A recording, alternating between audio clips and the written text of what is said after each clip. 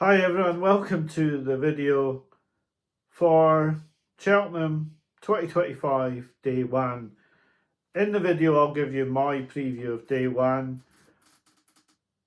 I'll talk about the horses I'm interested in, the horses I feel will win. And now we have got 4 odds-on favourites, so it's not really a lot of betting opportunities on the day, I don't think. But hopefully I can point you in the direction of something useful in the video today. I am trying not to go into the racing politics today, or I'll end up with no viewers. I've got an absolute rant to have on a video in the near future, but let's just make it about racing now. I'm going to do my best to make a profit again this year, but I think events recently have shown that whether I make a profit or not really is, in the grand scheme of things, isn't really a big deal, especially with the small viewership that I have. But I have got a band of really great guys watching the videos. They understand value, they understand how I'm trying to sort of balance up value against trying to find winners so that the videos can make a profit. Now, in the video I have mentioned a few horses who I think might be value. Whether they'll be bets, I don't know. We have got one bet running tomorrow.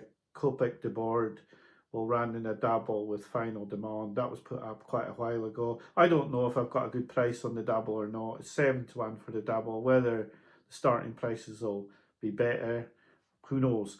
I'm just going to give you my view on all the races in this video. I have tried to record this intro quite a few times because there is obviously a rant I want to make, but at the moment I think I should just concentrate on the races, and then we'll go into that after the festival maybe. So can I just wish all the viewers who watch Cheltenham Chart the best of festivals. I really do hope that you make money. I hope that I can help you make money, but I hope you enjoy it.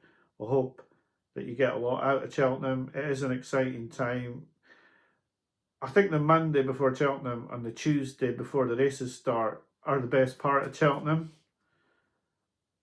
And like I said to my friend today, I actually don't want to put bets up for the Martin Pipe because I know when the Martin Pipe comes that's it over for another year, and it's just the most exciting time, the Monday before Cheltenham. So I hope you enjoy the festival.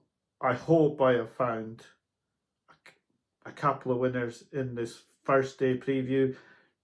Tomorrow's preview will be up a lot earlier, I would think. I had a few things I had to do, plus obviously I'm a big Celtic fan and there was a big game today as well, so I'm a bit late with the preview.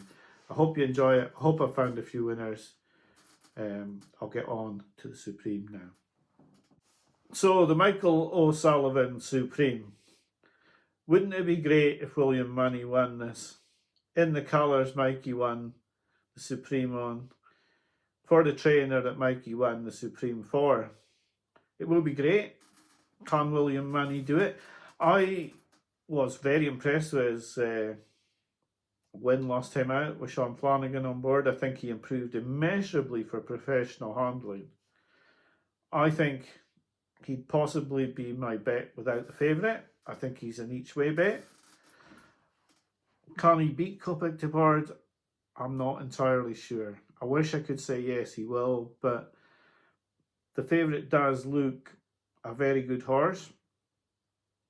He has been a bit buzzy. He could boil over, but I don't think he will. I think it's been overblown in the press that he has that tendency.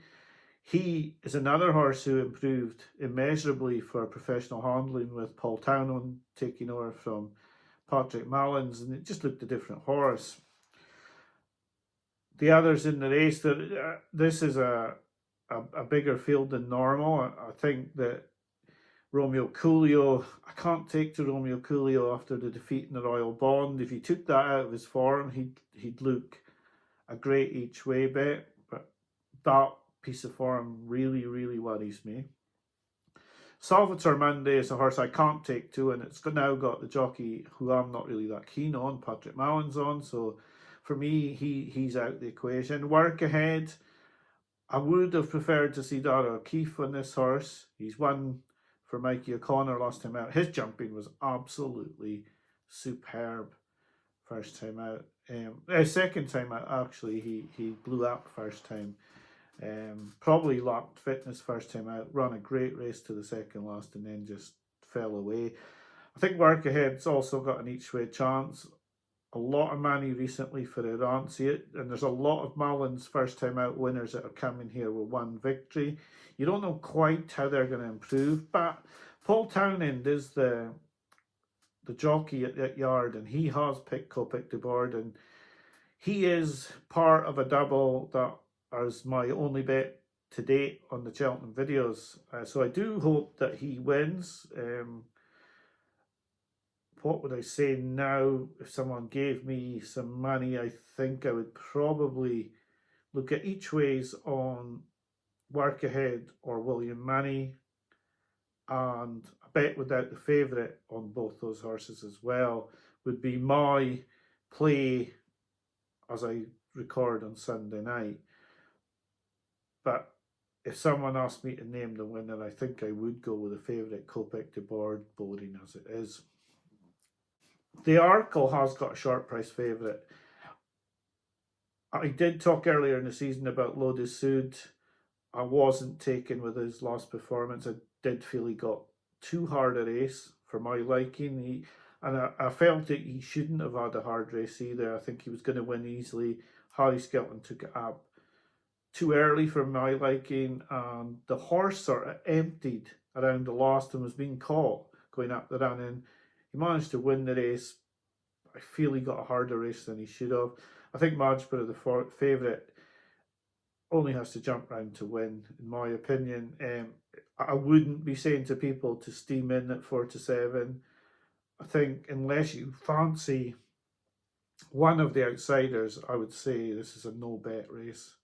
I wouldn't go in on this favourite even though I fancy it, but I don't really fancy any of the other four, so for me it's a no bet race, sadly. There's only 5 runners. The 4-7 favourite, which I think will win, but I don't back horses at 4-7, so I can't go in at that price, so for me it's a no bet race. The Ultima, I took this race down to about 3 or 4, and I will talk about those 3 or 4 now. I talked on a Zoom call with some, good judges tonight, and we came up with all different horses. So I think you can see from that this is a race where you really have to just go with your own judgment. If you fancy a horse, go with the horse. I looked at Catate Dore. I did fancy the horse. Then I looked back at its previous runs. When it won at Kempton under Charlie Deutsch, its jumping was superb. Absolutely superb. When I looked at its previous races at Wincanton and Chepstow, the jumping wasn't quite so precise under Dylan Johnson. I'm not trying to decry a conditional jockey. I just noticed that his jumping wasn't quite as good for a conditional jockey. That puts me off when it's a 7-1 shot, because you need to jump well in a 3-mile race like this, especially when you've been put up £12. Now I know that Johnson takes off 3 of that, but it's just niggling away at me, and at that price I can't do it. It's similar with Sequestered. Now this horse ran at the festival last year and was tailed off. 2 great runs at Leopardstown this season. A win, a very easy win, and then a second to an unbelievably well handicapped horse. At 20-1, I do quite like this horse, but again, the jockey's very inexperienced for Cheltenham. Last time out, I felt he was on the worst of the ground. He would never have beaten the winner, but you always want to see your jockey being very shrewd and being in the right places, and I just felt he wasn't quite in the right place. I do think the horse is quite well handicapped. I would not be shocked if he ran a big race. I wouldn't be surprised if Happy Go Lucky ran a big race as well. The trainer won the Welsh National. Looked like this horse, Happy Go Lucky, had a sighter last time out. I just wouldn't be shocked if if he ran a big race. And an absolute flyer of a horse who I had looked at for this race. But then I thought, no, surely not. But one of the other guys tonight talked about it as well, and I did think, and it could yet be a video bet as well. It would only be a fiver each way if it was, but Farouk Delaine at 66 to 1 for Gary Brown, knowing that the horse fell in a Brown advisory when still in contention to win, has Richie McLaren on, and I just would not be shocked if this ran a huge race at a massive price. So those are the four that I've looked at. Now you could look at that race and look at, now I'll say the other horses that were mentioned. Victorino was mentioned, Henry's Friend was mentioned. So it just shows you that no matter how much you think you've got a horse to win this race, it's a handicap, it's at Cheltenham, everybody is trying. But at the moment, I've got no bet in the race. If there's any bets for Tuesday, they'll be put up in a separate video anyway. But yeah, just keep your eye on Farouk Delaine, although the other horses I've looked at as well. Farouk Delaine at 66 to 1, just maybe. I won't waste a lot of time on the mare's hurdle. I think Lossiemouth is a virtual shoe-in here. But I'm not betting her at that price. To be honest, I don't want her to win. Because if she does win, all I'm going to be thinking about is, would she have won the champion hurdle? And 4 to 6, I've got absolutely no interest. This is probably, as the Bar Stewards Inquiry podcast would say, I'll be taking the dog out. I've got no interest in this race now because this is a horse who should not be in this race. It's far too good for this race, running in, it's basically like Manchester United playing in the Conference League Cup to try and get a trophy. And she will get the trophy. She'll get the plaudits from the woke brigade who don't say anything bad to people.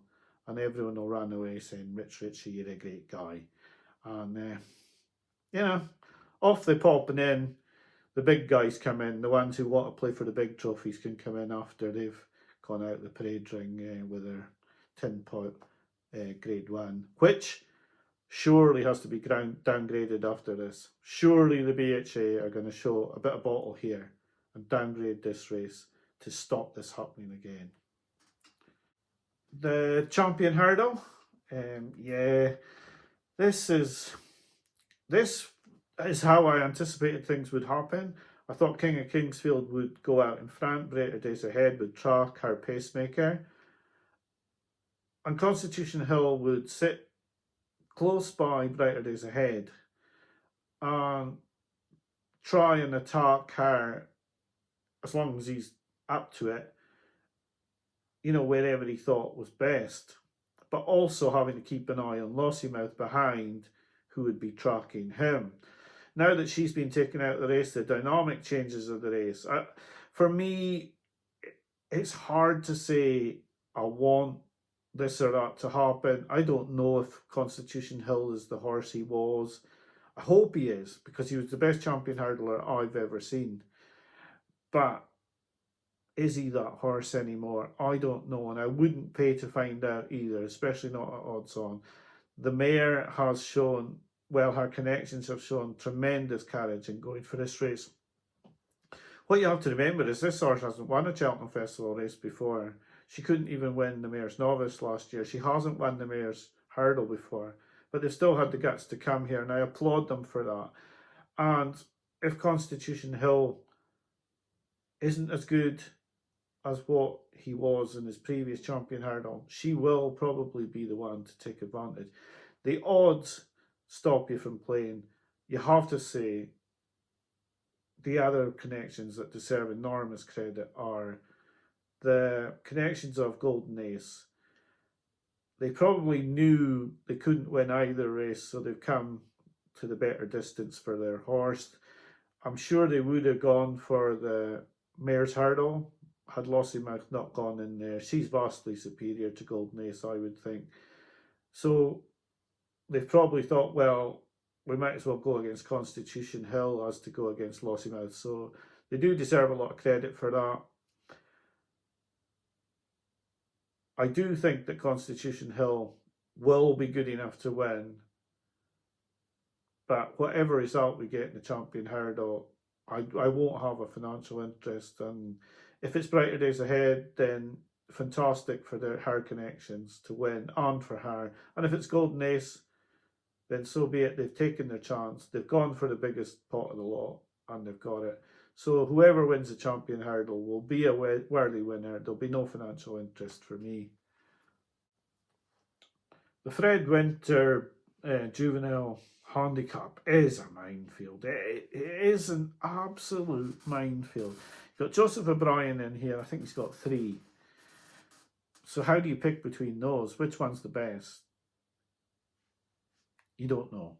It's very, very difficult. You've got Gavin Cromwell telling everybody that Total Luke's the one, but he's still got another horse in the race with a £3 claimer who's won a lot of big handicaps for him this season on it. So is Robbie's Rocket the one rather than Total Luke? I fancied Holy See earlier in the season, but I thought he looked like a horse who'd run too often last time out at Naas. 25 to 1 is a tempting price, but I think I have to stay non-financial in this race. It's just too tough for me. It is very, very difficult. Everyone thinks they've found the horse.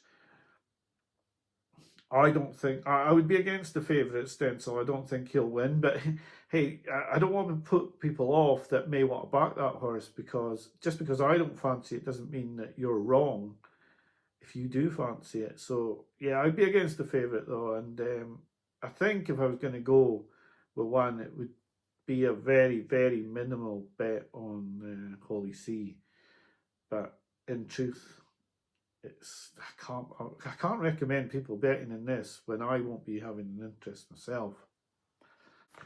The final race of the day is where, if I'm going to put up a substantial bet tomorrow or on Tuesday, it will be in the final race, the National Hunt Chase. I do worry about the mark for the horse. I did like 2 in the race, really. I like Transmission at 9 to 1. I don't like him at 9 to 2. But the other horse I liked is Now Is the Hour. I think he's been plotted up for the race. I've thought it all year that he's been plotted up for something. I actually thought it was the Kim Muir. I think I said on the videos I thought it was the Kim Muir. It's actually been for this race. I did sort of hope there might be a slight drift. I might get 9 to 2 or 5 to 1. I am still holding out for that hope that maybe he will go out a little bit in the odds. I would like to see that. If he went out a little bit further, I would be thinking about it.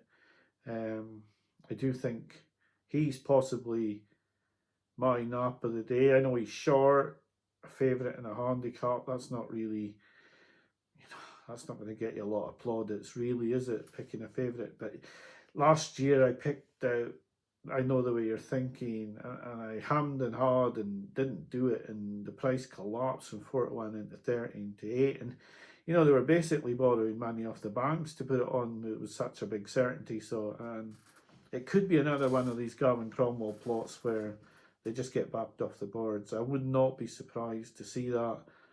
I do think he's the most likely winner at 4 to 1. Now Is the Hour is going to be my selection in the race. Whether he's going to be a bet for the videos, I'm not entirely sure, but he's definitely my selection in the race. Of course, it's a handicap and there's 18 runners and there's loads of horses in here who you could fancy. Lots of people fancy Houghty Colours, Transmission, Jericho Rock, Hashting. Lots and lots of horses will be really fancied in this race. But for me, it's Now Is the Hour will be my selection in the race. So I will be back tomorrow with the Wednesday preview.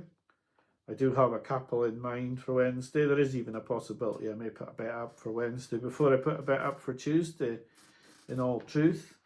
I do like a couple. I hope that you all have a good day on day one of Cheltenham. I hope you have a few winners. If you're going, I hope you have a great day. It looks like the weather's set fair. And who knows, you may see a brilliant performance from Constitution Hill or brighter days ahead. It's not always about the betting, and when there are short priced favourites, it is possibly better to stay out than to be backing these shorties. You don't know, like, I wouldn't think that all four would win, but it's possible that they could all win. I don't know which ones are the ones that are going to lose or which ones I'd be against, but I certainly wouldn't be against Ultima. There's no way I'd be against her.